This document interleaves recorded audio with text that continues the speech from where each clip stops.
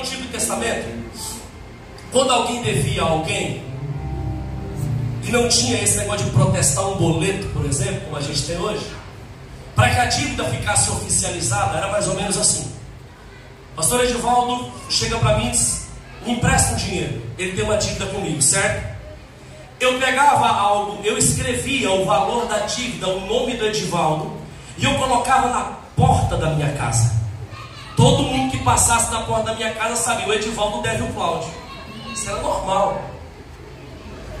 Se ele não me pagasse, ficava feio, porque era como se fosse um protesto, ficava escancarado. O Edivaldo não pagou o Cláudio, já passou da data. O negócio continua pendurado. Agora, se ele me pagasse, o que é que eu fazia? Eu pegava esse papel e dava para ele.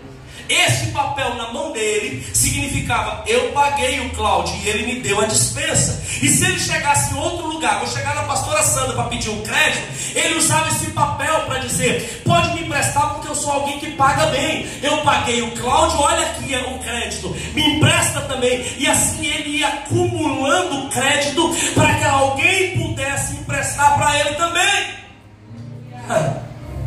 Veja que a gente tinha na porta um nome dizendo: o Cláudio deve, porque o Cláudio é pecador. O Cláudio é pecador e o Cláudio precisa que alguém pague. Eu sou advogado, eu convivo com advogados e com esse mundo jurídico todos os dias.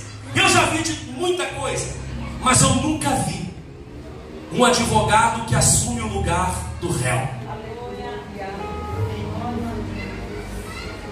Eu já vi advogado defendendo, eu já vi advogado fazendo tanta coisa, mas eu nunca vi um advogado que diz assim: olha, juiz, quanto que é a pena dele? 20 anos, 30 anos, prisão perpétua, pode mandar ele para casa, põe a algema na minha mão, eu vou ficar no lugar. Você já viu alguém fazendo isso?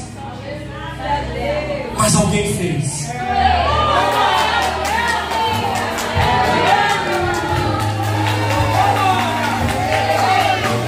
João escreve: filhinhos, eu estou escrevendo para que não pequeis, mas caso alguém pecar, temos um advogado junto ao Pai e ele intercede por nós. Mas não é só isso, o advogado comprou a minha dívida, o advogado pagou a minha dívida e me deu um papel dizendo: quando alguém te acusar, mostra o papel dizendo: nenhuma acusação há contra os que estão em Cristo Jesus, que não vive mais segundo a carne, mas segundo o Espírito de Deus.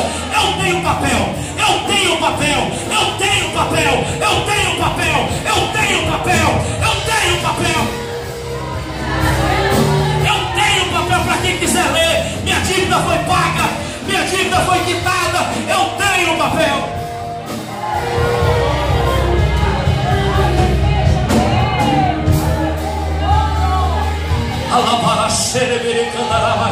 Quem quer que eu termine logo, fala amém. Vocês vão estar ligados. Fica um pouquinho comigo.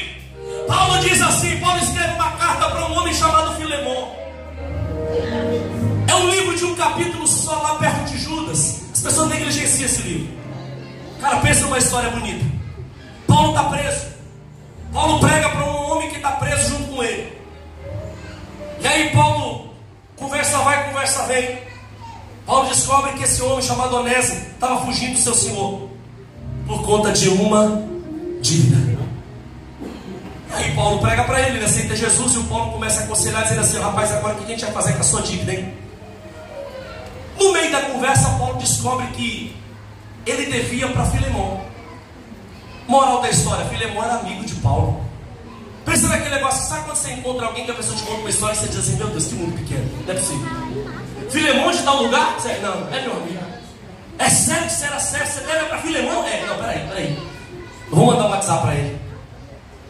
Paulo escreve para Filemon dizendo assim, mais ou menos com as minhas palavras, tá? Me permite. Paulo dizendo assim: meu amado filho, irmão em Cristo, Filemon, sabe onde eu estou? Em mais uma das minhas prisões por Cristo Jesus.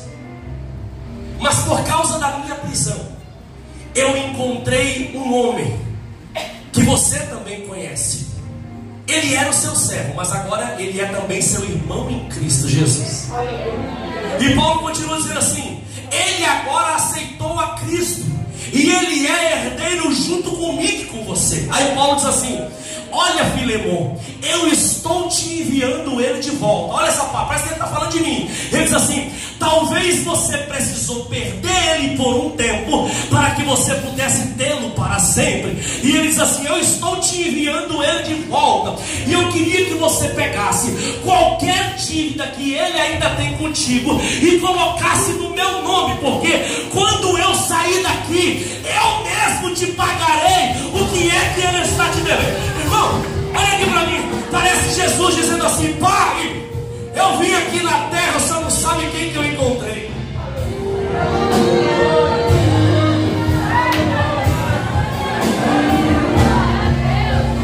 Você não sabe quem que eu encontrei, Senhor.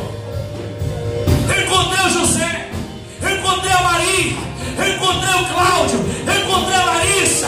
Sabe quem que eu encontrei aqui, Senhor? Eu encontrei ele. Talvez o Senhor precisou perder ele por um tempo para ter ele de volta.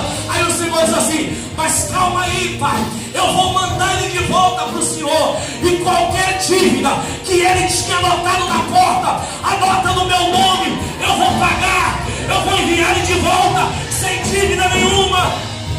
Eu vou enviar ele de volta sem dívida. Irmão, qual era a dívida que você tinha?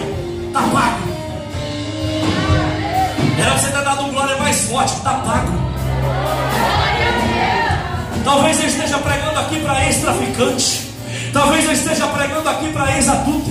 Talvez eu esteja pregando aqui para gente que diz assim: pastor, eu nem sou digno de estar dentro dessa igreja. Está pago a sua dívida também. Aleluia, o céu não é para o perfeito.